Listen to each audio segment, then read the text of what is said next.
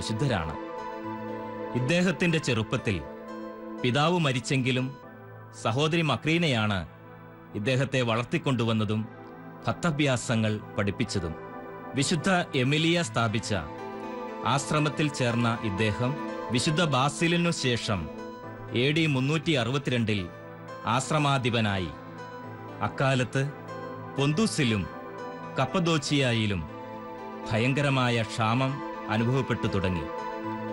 ആശ്രമത്തിലും സ്വഭവനത്തിലും ഉണ്ടായിരുന്ന സർവ്വതും വിറ്റ് അദ്ദേഹം ദരിദ്രർക്കു കൊടുത്തു. AD 370 പൗരോഹിത്യം സ്വീകരിച്ച ഇദ്ദേഹം AD 380 സെബാസ്റ്റയിലെ മെത്രാനായി. AD 381 കോൺസ്റ്റാന്റിനോപ്പിൾ സുനഹദോസിൽ പങ്കെടുത്ത ഇദ്ദേഹം AD 387 ഈ ലോകം വിട്ട് സ്വർഗത്തിലേക്ക് യാത്രയായി. ലോകമോഹങ്ങളെ ത്യജിച്ച് ക്രിസ്തുവിനു വേണ്ടി ജീവിച്ച വിശുദ്ധ പീറ്ററെ, ലോകവസ്തുക്കളോടുള്ള അമിത താൽപര്യം വെടിഞ്ഞ് ദൈവസ്നേഹത്തിൽ ജീവിക്കുവാൻ ഞങ്ങൾക്കു വേണ്ടി പ്രാർത്ഥിക്കണമേ.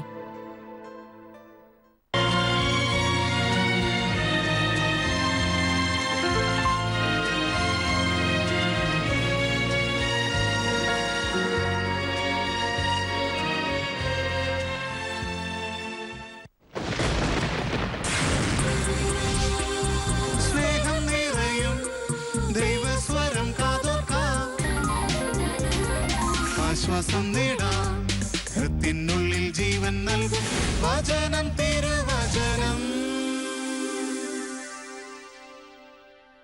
ഹല്ലേലൂയ. യേശുവേ നന്ദി, യേശുവേ സ്തോത്രം, യേശുവേ നന്ദി, യേശുവേ സ്തോത്രം. ഞങ്ങളെ ഓരോ നിമിഷവും സ്നേഹിക്കുന്ന, ഞങ്ങളെ പരിപാലിച്ചുകൊണ്ടിരിക്കുന്ന ദൈവമായ കർത്താവെ, ഞങ്ങൾ അങ്ങേ ആരാധിക്കുന്നു, സ്തുതിക്കുന്നു, നന്ദി പറയുന്നു. ഈശോയെ, ഞങ്ങളുടെ ജീവിതത്തിൽ അവിടുന്ന് അനുവദിക്കുന്ന എല്ലാ സഹനത്തിലും അങ്ങയുടെ കരം കാണുവാൻ ഞങ്ങളെ പഠിപ്പിക്കണമേ. പുൽക്കൂട് മുതൽ ഗാഗുൽത്ത വരെ തിരുക്കുമാരനോടൊപ്പമായിരുന്ന പരിശുദ്ധമ്മേ മാതാവേ, രക്തരഹിത രക്തസാക്ഷിത്വത്തിലൂടെ രക്തസാക്ഷിയെത്തുന്ന പരിശുദ്ധമ്മേ മാതാവേ, സഹനങ്ങളിൽ ഈശോയെ കണ്ടെത്തുവാൻ, ഞങ്ങളുടെ ജീവിതത്തിൽ സന്തോഷത്തിലും സമാധാനത്തിലും ജീവിക്കുവാൻ അമ്മ ഞങ്ങളെ പഠിപ്പിക്കണമേ. ഞങ്ങൾക്ക് വേണ്ടി മാധ്യസ്ഥം വഹിക്കണമേ. നന്മ നിറഞ്ഞ മറിയമേ സ്വസ്തി, കർത്താവ് അങ്ങയോടുകൂടെ സ്ത്രീകളിൽ അങ്ങ് അനുഗ്രഹിക്കപ്പെട്ടവളാവുന്നു. അങ്ങയുടെ ഉദരത്തിൻ ഫലമായി ഈശോ അനുഗ്രഹിക്കപ്പെട്ടവനാകുന്നു. പരിശുദ്ധ മറിയമേ, തമ്പുരാൻ്റെ അമ്മേ, പാപികളായ ഞങ്ങൾക്ക് വേണ്ടി ഇപ്പോഴും ഞങ്ങളുടെ മരണസമയത്തും തമ്പുരാനോട് അപേക്ഷിക്കണമേ. പിതാവിൻ്റെയും പുത്രൻ്റെയും പരിശുദ്ധാത്മാവിൻ്റെയും നാമത്തിൽ ആമേൻ. വിശുദ്ധ യോഹന്നാൻ സുവിശേഷം 3-ാം അധ്യായം 16-ാം തിരുവചനം. അവനിൽ വിശ്വസിക്കുന്ന ഒരുവൻ പോലും നശിച്ചു പോകാതെ നിത്യജീവൻ പ്രാപിക്കേണ്ടതിന് തൻ്റെ ഏകജാതനെ നൽകുവാൻ തക്കവിധം ദൈവം ഈ ലോകത്തെ അത്രയധികമായി സ്നേഹിച്ചു. യോഹന്നാൻ സുവിശേഷം 3:16. അവന് വിശ്വസിക്കുന്ന ഒരുവൻ പോലും നശിച്ചു പോകാതെ നിത്യജീവൻ പ്രാപിക്കേണ്ടതിന് തൻ്റെ ഏകജാതനെ നൽകുവാൻ തക്കവിധം ദൈവം ഈ ലോകത്തെ അത്രയധികമായി സ്നേഹിച്ചു. സ്നേഹിതന് വേണ്ടി ജീവൻ ബലി കഴിക്കുന്നതിനേക്കാൾ വലിയ സ്നേഹമില്ല. വിശുദ്ധ യോഹന്നാൻ സുവിശേഷം 15-ാം അധ്യായം 13-ാം തിരുവചനം. സ്നേഹിതന് വേണ്ടി ജീവൻ ബലി കഴിക്കുന്നതിനേക്കാൾ വലിയ സ്നേഹമില്ല. ഒരിക്കലും ഒരു സ്ഥലത്ത് ഒരപ്പനും മകനും കൂടി കുളിക്കുവാനായിട്ട് പോയി. കുളിക്കുന്നതിനിടയിൽ മകൻ്റെ കാൽ വഴുതി മകൻ വെള്ളത്തിലേക്ക് പോയി. മകനെ രക്ഷിക്കാനായിട്ട് അപ്പൻ വെള്ളത്തിലേക്ക് എടുത്തു ചാടി. വലിയൊരു തിരമാല ആഞ്ഞു വന്ന് പതിച്ചതിനാൽ രണ്ടുപേരും ചുഴിയിലകപ്പെട്ടു പോയി. ജീവന് വേണ്ടി തത്രപ്പെടുന്ന രണ്ട് ജീവിതങ്ങളെ കണ്ടപ്പോൾ മൂന്നാമതൊരു വ്യക്തി അവിടെ വരികയും ഇവരെ എങ്ങനെയും രക്ഷപ്പെടുത്താനായിട്ട് പരിശ്രമിക്കുകയും ചെയ്തു. അദ്ദേഹത്തിൻ്റെ അശ്രാന്ത പരിശ്രമത്തിൻ്റെ ഫലമായിട്ട് മകനെ രക്ഷപ്പെടുത്താൻ സാധിച്ചു. പിതാവിനെ കൂടി രക്ഷപ്പെടുത്താൻ പരിശ്രമിച്ചെങ്കിലും അപ്പോഴത്തേക്കും പിതാവ് ആഴിയുടെ അഗാധങ്ങളിൽ പെട്ട് കഴിഞ്ഞിരുന്നു, മരിച്ചു പോവുകയും ചെയ്തു. രക്ഷപ്പെട്ട ഈ മകന് തന്നെ രക്ഷിക്കാൻ വേണ്ടി തൻ്റെ ജീവൻ നഷ്ടപ്പെടുത്തിയ തൻ്റെ അപ്പനെ സ്മരിക്കാതിരിക്കാനാകുമോ? ജീവിതകാലം മുഴുവൻ എൻ്റെ അപ്പൻ മരിച്ചത് എന്നെ രക്ഷിക്കാൻ ശ്രമിക്കവെയാണെന്ന് ആ മകൻ ഓർത്തുകൊണ്ടിരിക്കും. നമുക്ക് വേണ്ടി ജീവൻ ബലി കഴിച്ചവനാണ് ദൈവമായ കർത്താവ്. യേശു അവസാനത്തുള്ളി രക്തം വരെയും നമുക്ക് വേണ്ടി ചിന്തിക്കൊണ്ട് നമ്മെ ഓരോരുത്തരും രക്ഷിക്കാൻ വേണ്ടി ജീവൻ ബലി കഴിച്ചു. വിലാപത്തിൻ്റെ പുസ്തകം 3-ാം അധ്യായം 22-23 തിരുവചനത്തിൽ ഇപ്രകാരം കർത്താവ് നമ്മോട് സംസാരിക്കുന്നു. കർത്താവിൻ്റെ സ്നേഹം ഒരിക്കലും അസ്തമിക്കുന്നില്ല, അവിടുത്തെ കാരുണ്യം ഒരിക്കലും അവസാനിക്കുന്നില്ല, ഓരോ പ്രഭാതത്തിലും അത് പുതിയതാണ്, അവിടുത്തെ വിശ്വസ്തത ഉന്നതമാണ്. വിലാപത്തിൻ്റെ പുസ്തകം 3-ാം അധ്യായം 22-23. കർത്താവിൻ്റെ സ്നേഹം ഒരിക്കലും അസ്തമിക്കുന്നില്ല, അവിടുത്തെ കാരുണ്യം ഒരിക്കലും അവസാനിക്കുന്നില്ല, അവിടുത്തെ വിശ്വസ്തത ഉന്നതമാണ്. നാം ദൈവത്തെ സ്നേഹിക്കാത്തപ്പോഴും ദൈവം നമ്മെ ഓരോരുത്തരെയും വ്യക്തിപരമായി സ്നേഹിക്കുന്നവനാണ്. നാം പാപിയോ പുണ്യവാനോ എന്തുമായിരുന്നു കൊള്ളട്ടെ, ദൈവം നമ്മെ ഓരോരുത്തരെയും സ്നേഹിക്കുന്നു. ജെറമിയ പ്രവാചകന്റെ പുസ്തകം 31-ാം അധ്യായം 20-ാം തിരുവചനത്തിലൂടെ കർത്താവ് നമ്മോട് അരുളി ചെയ്യുന്നു, എഫ്രയീം എൻ്റെ വത്സലപുത്രനല്ലേ, എൻ്റെ ഓമന കുട്ടൻ, അവന് വിരോധമായി പെരുമാറുമ്പോഴെല്ലാം അവൻ്റെ സ്മരണ എന്നിൽ ഉദിക്കുന്നു, എൻ്റെ ഹൃദയം അവന് വേണ്ടി തുടിക്കുന്നു, എനിക്ക് അവനോട് നിസ്സീമമായ ദയ തോന്നുന്നു. Hallelujah, hallelujah. യേശുവേ നന്ദി, യേശുവേ സ്തോത്രം. ജെറമിയ 31:20 കർത്താവ് നമ്മോട് സംസാരിക്കുന്നു, എഫ്രയീം എൻ്റെ വത്സല പുത്രനല്ലേ, എൻ്റെ ഓമന കുട്ടൻ, അവന് വിരോധമായി പെരുമാറുമ്പോഴെല്ലാം അവൻ്റെ സ്മരണ എന്നിൽ ഉദിക്കുന്നു. നമ്മുടെ ജീവിതത്തിൽ നമ്മുടെ ഇഷ്ടത്തിന് വിപരീതമായി സംഭവിക്കുമ്പോൾ, നമ്മുടെ ജീവിതത്തിൽ സഹനം അനുവദിക്കുമ്പോഴാണ് ദൈവം നമ്മെ കൂടുതൽ ഓർക്കുന്നത്. വചനം പറയുകയാണ്, അവന് വിരോധമായി പെരുമാറുമ്പോഴെല്ലാം അവൻ്റെ സ്മരണ എന്നിൽ ഉദിക്കുന്നു. തന്നെയുമല്ല, അവിടുന്ന് പറയുന്നു, എൻ്റെ ഹൃദയം അവന് വേണ്ടി തുടിക്കുന്നു. നമ്മുടെ ജീവിതത്തിൽ കഷ്ടതകൾ അനുവദിക്കുമ്പോൾ ദൈവം നമ്മെ കൂടുതൽ ഓർക്കുന്നു. സങ്കീർത്തനം 91:15 അവിടുന്ന് നമ്മോട് സംസാരിക്കുന്നു, അവൻ്റെ കഷ്ടതയിൽ ഞാൻ അവനോട് ചേർന്ന് നിൽക്കും. സങ്കീർത്തനം 91:15 അവൻ്റെ കഷ്ടതയിൽ ഞാൻ അവനോട് ചേർന്ന് നിൽക്കും.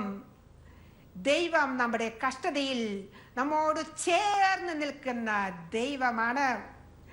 നിയമാവർത്തന പുസ്തകം 32-ാം അധ്യായം 10 മുതൽ 12 വരെ തിരുവചനത്തിലൂടെ അവിടുന്ന് നമ്മോട് അരുളി ചെയ്യുകയാണ്, അവിടുന്ന് അവനെ മരുഭൂമിയിൽ ശൂന്യത ഓരിയിടുന്ന മണലാരണത്തിൽ കണ്ടെത്തി അവനെ വാരി പുണർന്നു താല്പര്യപൂർവ്വം പരിചരിച്ച് തൻ്റെ കണ്ണിലുണ്ണിയായി സൂക്ഷിച്ചു. കൂടിച്ചേൽപ്പിക്കുകയും കുഞ്ഞുങ്ങളുടെ മുകളിൽ ചിറകിട്ടടിക്കുകയും വിരിച്ച ചിറകിന്മേൽ കുഞ്ഞുങ്ങളെ വഹിക്കുകയും ചെയ്യുന്ന കഴുകനെ പോലെ അവനെ നയിച്ചത് കർത്താവാണ്. Hallelujah, hallelujah. യേശുവേ നന്ദി, യേശുവേ സ്തോത്രം. അവിടുന്ന് അവനെ മരുഭൂമിയിൽ ശൂന്യത ഓരിയിടുന്ന മണലാരണത്തിൽ കണ്ടെത്തി അവനെ വാരി പുണർന്നു താല്പര്യപൂർവ്വം പരിചരിച്ച് തൻ്റെ കണ്ണിലുണ്ണിയായി സൂക്ഷിച്ചു. ഹല്ലേലൂയ, യേശുവേ നന്ദി, യേശുവേ സ്തോത്രം. കൂടു ചലിപ്പിക്കുകയും കുഞ്ഞുങ്ങളുടെ മുകളിൽ ചിറകിട്ടടിക്കുകയും വിരിച്ച ചിറകിന്മേൽ കുഞ്ഞുങ്ങളെ വഹിക്കുകയും ചെയ്ത കഴുകനെ പോലെ അവനെ നയിച്ചത് കർത്താവാണ്. കഴുകൻ കുഞ്ഞുങ്ങളുടെ കൂട് ചലിപ്പിക്കുമ്പോൾ കുഞ്ഞുങ്ങൾ പേടിക്കും. അമ്മ എന്തുകൊണ്ടാണ് ഈ കൂട് ചലിപ്പിച്ച് ഞങ്ങളെ കൊല്ലാൻ തുടങ്ങുന്നതെന്ന് കുഞ്ഞുങ്ങൾ വിചാരിക്കും.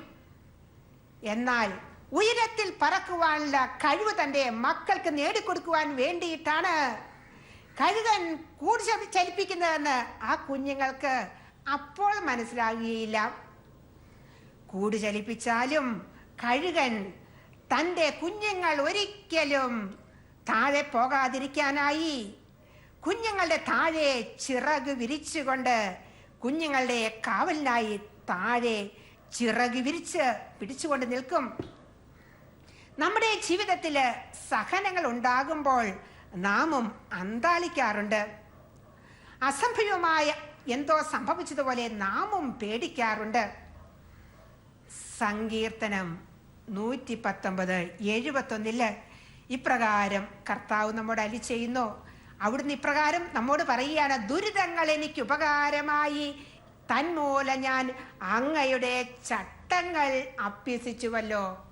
സങ്കീർത്തനം 119:71. ദുരിതങ്ങൾ എനിക്ക് ഉപകാരമായി, തന്മൂലം ഞാൻ അവിടുത്തെ ചട്ടങ്ങൾ അഭ്യസിച്ചുവല്ലോ.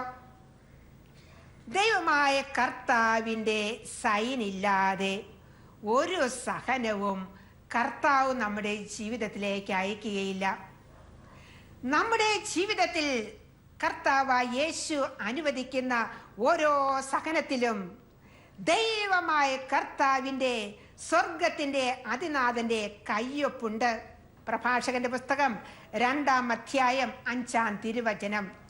സ്വർണം അഗ്നി ശുദ്ധി ചെയ്യപ്പെടുന്നു, സഹനത്തിന്റെ ചൂളയിൽ കർത്താവിന് സ്വീകാര്യരായ വ്യക്തികളും. സ്വർണം അഗ്നി ശുദ്ധി ചെയ്യപ്പെടുന്നു, സഹനത്തിന്റെ ചൂളയിൽ കർത്താവിന് സ്വീകാര്യരായ വ്യക്തികളും. സങ്കീർത്തനം 56:8 ഇപ്രകാരം പറഞ്ഞിരിക്കുന്നു, അവിടുന്ന് എൻ്റെ അലച്ചിലുകൾ എണ്ണിയിട്ടുണ്ട്, എൻ്റെ കണ്ണീർ കണങ്ങൾ അവിടുന്ന് കുപ്പിയിൽ ശേഖരിച്ചിരിക്കുന്നു. Hallelujah, hallelujah. യേശുവേ നന്ദി, യേശുവേ സ്തോത്രം. അവിടുന്ന് എൻ്റെ അലച്ചിലുകൾ എണ്ണിയിട്ടുണ്ട്, എൻ്റെ കണ്ണീർ കണങ്ങൾ അവിടുന്ന് കുപ്പിയിൽ ശേഖരിച്ചിരിക്കുന്നു. Hallelujah, hallelujah. കോഴിക്കുഞ്ഞ് കരഞ്ഞാൽ തള്ളക്കോഴി ഓടിയെത്തും, ആട്ടിൻകുഞ്ഞ് കരഞ്ഞാൽ തളയാട് ഓടിയെത്തും, ക്രൂശിതന്റെ മക്കൾ കരഞ്ഞാൽ ക്രൂശിതൻ ഓടിയെത്തും. ഹാലേലൂയ. യേശുവേ നന്ദി, യേശുവേ സ്തോത്രം. ഹാലേലൂയ. ഒരിക്കൽ വളരെയധികം ദുഃഖിതയായിരുന്ന ഒരമ്മച്ചിയെ കാണാനായിട്ട് ഞാൻ പോകുകയുണ്ടായി. അവിടെ ചെന്നപ്പോൾ അമ്മച്ചിയുടെ വേദനകളെക്കുറിച്ചെല്ലാം എന്നോട് പറയുകയുണ്ടായി. അമ്മച്ചി പറഞ്ഞു, കരഞ്ഞ് കരഞ്ഞ് എൻ്റെ തലയണ നനഞ്ഞു എന്നത് എൻ്റെ ജീവിതത്തിൽ വാസ്തവമായി തീർന്ന സംഭവമാണ്. വേദന കൊണ്ട് സഹിക്കാനാവാതെ കരഞ്ഞ് കരഞ്ഞ് കിടന്നുറങ്ങിയ ദിനരാത്രങ്ങൾ. ഈ അമ്മച്ചി പറയുകയായിരുന്നു, ഒരിക്കൽ രാത്രിയിൽ കിടന്നുറങ്ങുന്ന സമയത്ത് എൻ്റെ കട്ടിലിൽ ഈശോ വന്നിരുന്നു. ഹാലേലൂയ. ഈ അമ്മച്ചി എന്നെ കട്ടിലിൽ ഈശോ ഇരുന്ന സ്ഥലം കാണിച്ചു തന്നു. സിസ്റ്റർ, ഇവിടെയാണ് ഈശോ വന്നിരുന്നത്. ഹാലേലൂയ. അപ്പോൾ ഞാനൊരു വചനം ഓർക്കുകയായിരുന്നു.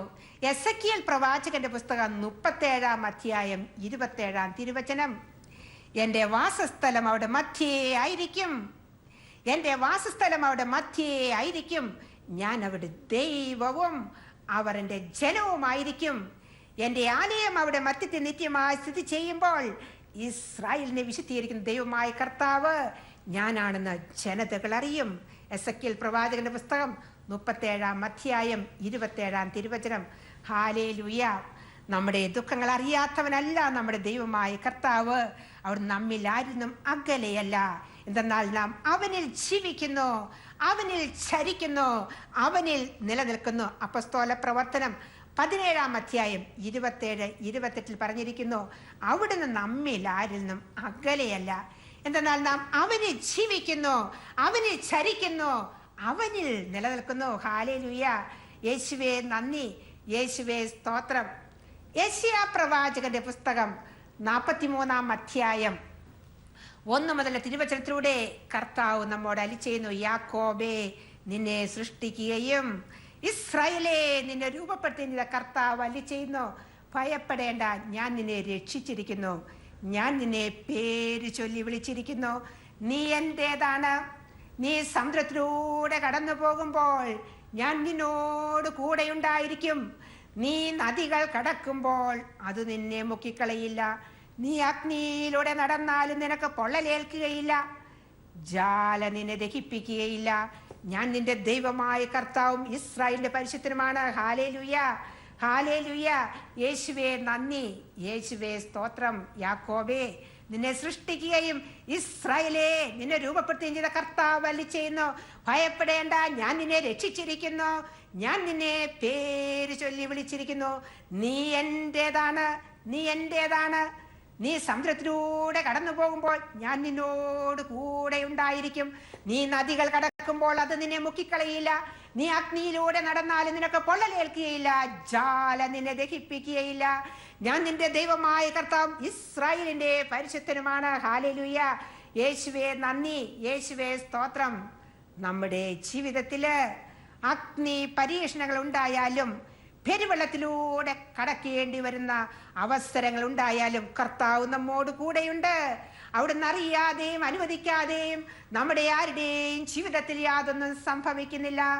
ദൈവത്തെ സ്നേഹിക്കുന്നവർക്ക്, അവിടുത്തെ പദ്ധതി അനുസരിച്ച് വിളിക്കപ്പെടുന്നവർക്ക് അവിടുന്ന് സമസ്തവും നന്മയ്ക്കായിട്ട് ക്രമീകരിക്കുന്നവനാണ്. Hallelujah, hallelujah.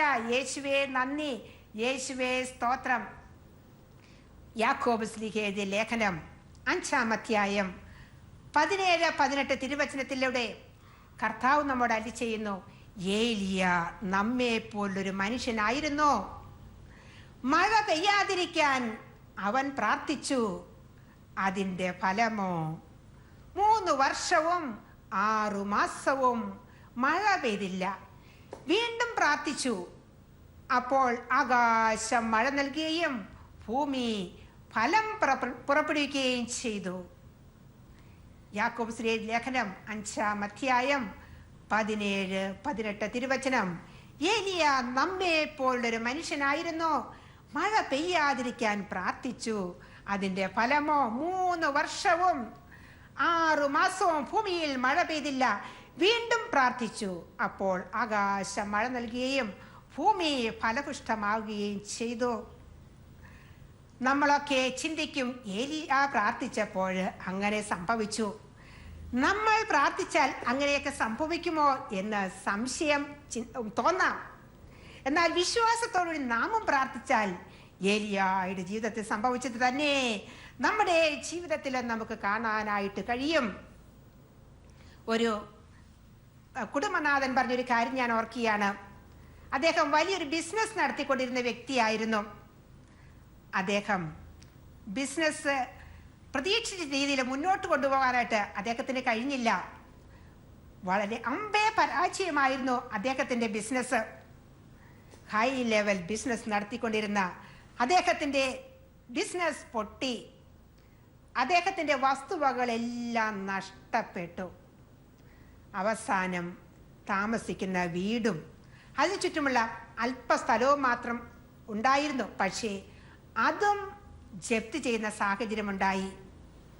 ഇദ്ദേഹത്തിൻ്റെ കയ്യിൽ ജപ്തി നോട്ടീസ് കിട്ടി. താമസിക്കുന്ന വീടും ചുറ്റുമുള്ള ആ സ്ഥലവും കൂടി ജപ്തി ചെയ്യാനുള്ള ജപ്തി നോട്ടീസ് കിട്ടിയപ്പോൾ ആ രാത്രിയിൽ അദ്ദേഹത്തിന് ഉറങ്ങാൻ കഴിഞ്ഞില്ല. അദ്ദേഹം വിചാരിച്ചു, ദൈവമേ ഞാൻ എന്ത് ചെയ്യും? അദ്ദേഹത്തിന് ഭാര്യയുണ്ട്, 3 മക്കളുണ്ട്, 87 വയസ്സ് പ്രായമുള്ള അമ്മച്ചിയുണ്ട്. ഇവരെയും കൊണ്ട് ഞാൻ എങ്ങോട്ട് ഇറങ്ങിപ്പോകും? ജീവിതത്തിൽ നിരാശനായി തീർന്ന അദ്ദേഹം ദൈവത്തിൻ്റെ മുഖത്തേക്ക് നോക്കി ദൈവത്തെ വിളിച്ച് പ്രാർത്ഥിച്ചു. ദൈവമേ, അദ്ദേഹത്തിന് ഒരപേക്ഷയായിരുന്നു ദൈവത്തിന് സന്നിധിയിൽ സമർപ്പിക്കാനുണ്ടായിരുന്നത്. എന്റെ ദൈവമേ, നീ ജീവിക്കുന്ന ദൈവമാകുന്നുവല്ലോ. ജപ്തി കാലാവധി 1 വർഷത്തേക്ക് എനിക്ക് നീട്ടിത്തരണമേ. ഇതായിരുന്നു ആ കുടുംബനാഥന്റെ ദൈവത്തോടുള്ള പ്രാർത്ഥന. ദൈവമേ, ജപ്തി കാലാവധി 1 വർഷത്തേക്ക് എനിക്ക് നീട്ടിത്തരണമേ എന്ന് അദ്ദേഹം ഹൃദയം നൊന്ത് പ്രാർത്ഥിച്ചു. പിറ്റേ ദിവസം പേപ്പർ എടുത്ത് നോക്കിയപ്പോൾ ഒരു വാർത്ത കാണാൻ പറ്റി. 2ാമത്തെ പേജിലായിട്ടൊരു വാർത്ത അദ്ദേഹം സന്തോഷപൂർവ്വം വായിച്ചു. ഹല്ലേലൂയ, ജപ്തി കാലാവധി 1 വർഷത്തേക്ക് നീട്ടിയിരിക്കുന്നു. ഹല്ലേലൂയ, യേശുവേ നന്ദി, യേശുവേ സ്തോത്രം. നിലവിളിക്കുന്ന മുമ്പിൽ നിന്ന് കൊടുക്കുന്ന നമ്മുടെ ദൈവമായ കർത്താവ് അദ്ദേഹത്തിന്റെ പ്രാർത്ഥനയ്ക്ക് ഉത്തരം നൽകി. സങ്കീർത്തനം 94:9 കർത്താവ് നമ്മോട് അരുളി ചെയ്യുന്നു, കണ്ണു തന്നവൻ കാണുന്നില്ലെന്നോ, ചെവി തന്നവൻ കേൾക്കുന്നില്ലെന്നോ. സങ്കീർത്തനം 94:9 കണ്ണു തന്നവൻ കാണുന്നില്ലെന്നോ, ചെവി തന്നവൻ കേൾക്കുന്നില്ലെന്നോ. ചെവി തന്നവൻ കേൾക്കുന്നില്ലെന്നോ. ഹല്ലേലൂയ. ദൈവം അറിയാതെ നമ്മുടെ ആരുടെയും ജീവിതത്തില് ഒന്നും സംഭവിക്കുന്നില്ല. ദിനവൃത്താന്തത്തിന്റെ 2-ാം പുസ്തകം 7-ാം അധ്യായം 15-ാം തിരുവചനത്തിൽ ഇപ്രകാരം എഴുതിയിരിക്കുന്നു. 2 ദിനവൃത്താന്തം 7:15. ഇവിടെ നിന്നുയർന്ന പ്രാർത്ഥനകൾക്ക് നേരെ എൻ്റെ കണ്ണും കാതും ജാഗരൂകമായിരിക്കുന്നു. ഇവിടെ നിന്നുയർന്ന പ്രാർത്ഥനകൾക്ക് നേരെ എൻ്റെ കണ്ണും കാതും ജാഗരൂകമായിരിക്കുന്നുവെന്ന് ദൈവമായ കർത്താവ് നമ്മോട് സംസാരിക്കുന്നു. ഹല്ലേലൂയ, യേശുവേ നന്ദി, യേശുവേ സ്തോത്രം. കർത്താവ് നിനക്ക് കഷ്ടതയുടെ അപ്പവും ക്ലേശത്തിന്റെ ജലവും തന്നാലും നിന്റെ ഗുരു നിന്നിൽ നിന്നും മറഞ്ഞിരിക്കുന്നില്ല. നിന്റെ നയനങ്ങൾ നിന്റെ ഗുരുവിനെ ദർശിക്കും. നീ വലത്തോട്ട് ഇടത്തോട്ട് തിരിഞ്ഞാലും പിന്നിൽ നിന്നൊരു ശബ്ദം കേൾക്കും, ഇതാണ് വഴി, ഇതിലേ പോകുക എന്ന്. യേശയ്യാ പ്രവാചകന്റെ പുസ്തകം 30-ാം അധ്യായം 20-21 തിരുവചനം. കർത്താവ് നിനക്ക് കഷ്ടതയുടെ അപ്പവും ക്ലേശത്തിന്റെ ജലവും തന്നാലും നിന്റെ ഗുരു നിന്നിൽ നിന്നും മറഞ്ഞിരിക്കുന്നില്ല. ദൈവം നമ്മെ അനുഗ്രഹിക്കാനായി ഉയർത്തിയ കരത്തിന്റെ നിഴലാണ് നമ്മുടെ ജീവിതത്തിൽ അനുവദിക്കുന്ന സഹനങ്ങൾ. ദൈവത്തിന് നമ്മുടെ ജീവിതത്തിലേക്ക് കടന്നു വരുവാനുള്ള ആഗമന വാതിലാണ് ദൈവം നമ്മുടെയൊക്കെ ജീവിതത്തിൽ അനുവദിക്കുന്ന ഓരോ സഹനവും. ജനനത്തിനും മരണത്തിനും ഇടയ്ക്ക് 3 അക്ഷരമുള്ള മറ്റൊരു വാക്ക് കൂടിയുണ്ട്, സഹനമെന്ന മറ്റൊരു വാക്ക്. ഹല്ലേലൂയ. പ്രഭാഷകന്റെ പുസ്തകം 40-ാം അധ്യായം 1-ാം തിരുവചനത്തിൽ പറഞ്ഞിരിക്കുന്നു, മാതാവിന്റെ ഉദരത്തിൽ നിന്ന് കടന്നു വരുന്ന നിമിഷം മുതൽ സർവരുടെയും മാതാവിന്റെ അടുത്തേക്ക് പോകുന്നത് വരെ ആദാമിന്റെ മക്കളുടെ മേൽ ഭാരമേറിയ നുകം വയ്ക്കപ്പെട്ടിരിക്കുന്നു. ഞാൻ നിന്നെ ശുദ്ധീകരിച്ചു, എന്നാൽ വെള്ളി പോലെയല്ല. കഷ്ടതയുടെ തീച്ചൂളയിൽ ഞാൻ നിന്നെ ശോധന ചെയ്തു. എനിക്ക് വേണ്ടി, അതെ എനിക്ക് വേണ്ടി മാത്രമാണ് ഞാനിത് ചെയ്യുന്നതെന്ന് യെശയ്യാ പ്രവാചകന്റെ പുസ്തകം 48-ാം അധ്യായം 10-11 തിരുവചനത്തിലൂടെ കർത്താവ് നമ്മോട് അരുളി ചെയ്യുന്നു. The real Christ is the wounded Christ. The real Christian is the wounded Christian. വിശുദ്ധ യോഹന്നാന്റെ സുവിശേഷം 20-ാം അധ്യായത്തില് തോമാസ് പറയുന്നുണ്ട്, ഞാൻ അവന്റെ കരങ്ങളിൽ ആണിപ്പഴുതുകൾ കാണുകയും അവയിൽ എൻ്റെ വിരലിടുകയും അവന്റെ വിലാപ്പുറത്ത് എൻ്റെ കൈ വെക്കുകയും ചെയ്താലല്ലാതെ ഞാൻ വിശ്വസിക്കുകയില്ല എന്ന്. The real Christ is the wounded Christ. The real Christian is the wounded Christian. നമ്മുടെ ജീവിതത്തിൽ ദൈവം സഹനം അനുവദിക്കുമ്പോൾ അപ്രതീക്ഷിതമായി എന്തോ സംഭവിച്ചതുപോലെ നാം അന്താളിക്കരുതെന്ന് ദൈവമായ കർത്താവ് നമ്മോട് അരുളി ചെയ്യുന്നു. ഒരു പോസ്റ്റ്മാൻ നമുക്കൊരു ലെറ്റർ കൊണ്ടുവന്ന് തന്നു. അതിൽ നമ്മെ വേദനിപ്പിക്കുന്ന വാർത്തയുണ്ടായിരുന്നു. നാം ആരും പോസ്റ്റ്മാന്റെ പിറകെ ഓടിച്ചെല്ലാറില്ല. പോസ്റ്റ്മാൻ അല്ല നമ്മുടെ ദുഃഖത്തിന് കാരണക്കാരൻ. നമ്മെ അറിയുന്ന ദൈവമായി കർത്താവ് അനുവദിച്ചിട്ടാണ് സഹനം നമ്മുടെ ജീവിതത്തിൽ അനുവദിക്കുന്നത്. സഹനത്തിൽ കർത്താവിൻ്റെ കരം കാണുവാനായിട്ട് നമുക്ക് കഴിയണം. ഒരിക്കൽ ഒരു കുടുംബം, ഭർത്താവ്, ഭാര്യ, 2 മക്കൾ, അവർ യാത്ര ചെയ്യുകയായിരുന്നു. അവരൊരു ആക്സിഡന്റിൽ പെട്ടു. ആ ആക്സിഡന്റ് നടന്ന സംഭവ സ്ഥലത്ത് വെച്ച് തന്നെ ഭർത്താവും മൂത്ത മകനും മരണമടഞ്ഞു. അമ്മയും ഇളയ മോനും കഷ്ടിച്ച് രക്ഷപ്പെട്ടു. എന്നാൽ ഇളയ മകന്റെ പരിക്ക് ഗുരുതരമായിരുന്നു. ഇളയ മകനും 2 മാസം കഴിഞ്ഞപ്പോൾ മരണമടഞ്ഞു. ശവസംസ്കാരത്തിന് ശേഷം ഈ അമ്മച്ചിയെ എന്ത് പറഞ്ഞ് ആശ്വസിപ്പിക്കണമെന്ന് ബന്ധുക്കൾക്ക് അറിഞ്ഞുകൂടായിരുന്നു. ഈ അമ്മച്ചി ശവസംസ്കാരത്തിന് ശേഷം പള്ളിയിൽ ഏറ്റവും പുറകിൽ വന്ന് ഇരുന്നിട്ട് തൻ്റെ അടുത്ത് ആശ്വസിപ്പിക്കാനായി വന്നു നിന്ന ബന്ധുക്കളോട് പറയുകയായിരുന്നു, അത് അങ്ങോട്ട് നോക്കുകയെന്ന്. അൾത്തായുടെ മുകളിൽ ആ ക്രൂശിത രൂപത്തേക്ക് ചൂണ്ടിക്കൊണ്ട് ആ അമ്മച്ചി പറയുകയായിരുന്നു, ഈ ക്രൂശിത രൂപമാണ് എനിക്ക് ശക്തി പകർന്നതെന്ന്. അവിടുത്തെ നോക്കിയവരെല്ലാം പ്രകാശിതരായി തീർന്നു. ക്രൂശിത രൂപത്തിലേക്ക് നോക്കുമ്പോഴാണ് നമ്മുടെ ജീവിതത്തിലെ സഹനങ്ങളിൽ ദൈവകരം കാണുവാനായിട്ട് നമുക്ക് കഴിയുന്നത്. വേദനിച്ച് കർത്താവിനോട് തൻ്റെ ദുഃഖങ്ങളെല്ലാം ഹൃദയവികാരം ചൊരിഞ്ഞുകൊണ്ടിരുന്ന ആ അമ്മച്ചി ഒരിക്കൽ രാത്രിയിൽ കിടന്നപ്പോൾ ഒരു ശബ്ദം കേൾക്കുകയായിരുന്നു, I am your husband. Hallelujah. യേശയ്യാ പ്രവാചകന്റെ പുസ്തകം 54 അധ്യായം 5 തിരുവചനത്തിൽ പറഞ്ഞിരിക്കുന്നു, യേശയ്യാ 54:5, നിന്റെ സൃഷ്ടാവാണ് നിന്റെ ഭർത്താവ്, സൈന്യങ്ങളുടെ കർത്താവ് എന്നാണ് അവന്റെ നാമം. നിന്റെ സൃഷ്ടാവാണ് നിന്റെ ഭർത്താവ്, സൈന്യങ്ങളുടെ കർത്താവ് എന്നാണ് അവന്റെ നാമം. സൂര്യൻ ഉദിച്ചിരിക്കുമ്പോൾ 5-6 മെഴുകുതിരി കെട്ടുപോയാൽ നമ്മൾ അസ്വസ്ഥരാകാതില്ല, നമ്മളാരും അസ്വസ്ഥരാകാറില്ല. കർത്താവാകുന്ന സൂര്യൻ നമ്മുടെ ജീവിതത്തിൽ ഉദിച്ചു നിന്നാൽ വേദനകളിൽ, ദുഃഖങ്ങളിൽ, സഹനങ്ങളിൽ ദൈവത്തിന്റെ കരം കാണുവാൻ നമുക്ക് കഴിയും. അവിടെ നമ്മോട് പറയുന്നു, ഉണർന്ന് പ്രശോഭിക്കുക, നിന്റെ പ്രകാശം വന്നു ചേർന്നിരിക്കുന്നു, കർത്താവിന്റെ മഹത്വം നിന്റെ മേൽ ഉദിച്ചിരിക്കുന്നു. യേശയ്യാ പ്രവാചകന്റെ പുസ്തകം 60 അധ്യായം 1 തിരുവചനം. നമ്മൾ കഷ്ടതകളിൽ ദൈവത്തിന്റെ സ്വരം കാണുവാൻ കഴിഞ്ഞാൽ മാത്രമേ യഥാർത്ഥ ക്രൈസ്തവരായി തീരുകയുള്ളൂ. സൂര്യൻ ഉദിക്കുമ്പോൾ നമ്മുടെ ദുഃഖങ്ങള്, പ്രകാശത്തെക്കുറിച്ച് ദുഃഖങ്ങൾ മാറുന്നത് പോലെ കർത്താവാകുന്ന സൂര്യൻ ജീവിതത്തിൽ ഉദിച്ചാല് ദുഃഖങ്ങൾ അല്ലാതായിത്തീരും. ഇനി ഒരിക്കലും രാത്രി ഉണ്ടാവുകയില്ല. ദീപത്തിന്റെ വെളിച്ചമോ സൂര്യന്റെ പ്രകാശമോ അവർക്ക് ആവശ്യമില്ല. ദൈവമായ കർത്താവ് അവരുടെ മേൽ പ്രകാശിച്ചുകൊണ്ടിരിക്കും. അവർ എന്നേക്കും വാഴും. അവർ അവിടുത്തെ മുഖം ദർശിക്കും. അവിടുത്തെ നാമം അവിടെ നെറ്റിത്തരത്തിൽ ഉണ്ടായിരിക്കുമെന്ന് വെളിപാടിന്റെ പുസ്തകം 22 അധ്യായം 4-5 തിരുവചനത്തിൽ നാം വായിക്കുന്നു. നമുക്ക് കർത്താവിന്റെ മുഖത്തേക്ക് നോക്കാം. തീർച്ചയായും കർത്താവ് നമ്മെ അനുഗ്രഹിക്കും. ദൈവമായ കർത്താവെ, അവിടുന്ന് സ്നേഹിക്കുന്ന മക്കളെ സഹനത്തിലൂടെ കടന്നു പോകാനായിട്ട് അവിടുന്ന് അനുവദിക്കുന്നു. സഹനങ്ങളിൽ അവിടുത്തെ ഹിതം, അവിടുത്തെ കരങ്ങൾ കാണുവാനും ജീവിതത്തിൽ അവിടുന്ന് അനുവദിക്കുന്നവയിൽ അവിടുത്തെ കരം ദർശിച്ചുകൊണ്ട് സമാധാനപൂർണ്ണമായി ജീവിതം നയിക്കുവാൻ ഈശോയെ ഞങ്ങളെ അനുഗ്രഹിക്കണമേ. അവിടുത്തെ തിരുരക്തം ഞങ്ങളുടെ മേൽ ഒഴുക്കണമേ. ആണിപ്പാടില്ല അവിടുത്തെ കരസ്പർശനത്താൽ ഞങ്ങളുടെ എല്ലാ ദുഃഖങ്ങളും അവിടുന്ന് മായ്ച്ചു കളയണമേ. ഈ ലോക ജീവിതത്തിലെ യാത്രക്കാരായി ഞങ്ങൾ സ്വർഗത്തെ ലക്ഷ്യമാക്കി ജീവിക്കാൻ ഞങ്ങളെ പഠിപ്പിക്കണമേ. പിതാവിൻ്റെയും പുത്രൻ്റെയും പരിശുദ്ധാത്മാവിൻ്റെയും നാമത്തിൽ ആമേൻ. ഈശോ മിശിഹായ്ക്ക് സ്തുതിയായിരിക്കട്ടെ.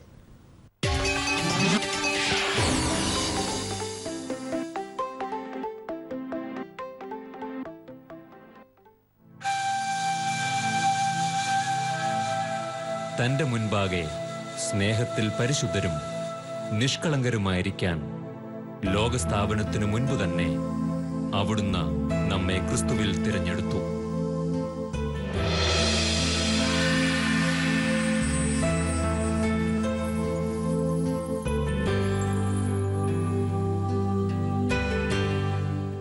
അഭിഷേകത്തിന്റെ പുതുപുത്തൻ ഉണർവിലേക്ക് നമ്മെ നയിക്കുന്ന പുതുവർഷ പ്രോഗ്രാമുകൾ.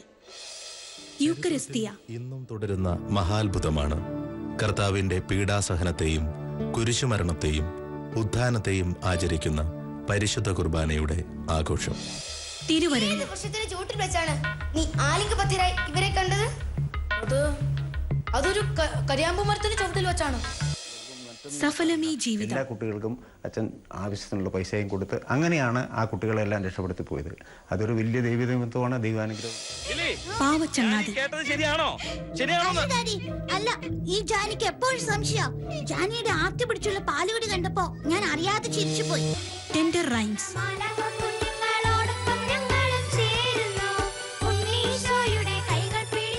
ദൈവാനുഗ്രഹത്തിന്റെ നീർച്ചാലുകൾ ഹൃദയത്തിൽ ഒഴുക്കുന്ന ഈ പ്രോഗ്രാമുകൾ നമുക്കും ആത്മാവിൽ ഏറ്റുവാങ്ങാം. അവിടുന്ന് എന്റെ ഹൃദയത്തിലേക്ക് വന്നാൽ എപ്പോഴും ഞങ്ങൾ അങ്ങയെ സ്തുതിക്കുന്നവരായിത്തീരും.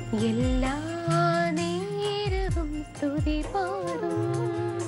ആത്മാവിൽ വാഴുന്ന ഈശോയ്ക്ക് ദൈവസ്നേഹം വർണ്ണിച്ചിടാം, വാക്കുകൾ പോരാ. സർവചരാചരമുണരുന്നു, സകല ചരാചരമുയർത്തുന്നു, മഹിതലമൊന്നായി പാടുന്നു ഹല്ലേലൂയ ഹല്ലേലൂയ മാനവകുലവും കാരിസ് മെലഡീസ്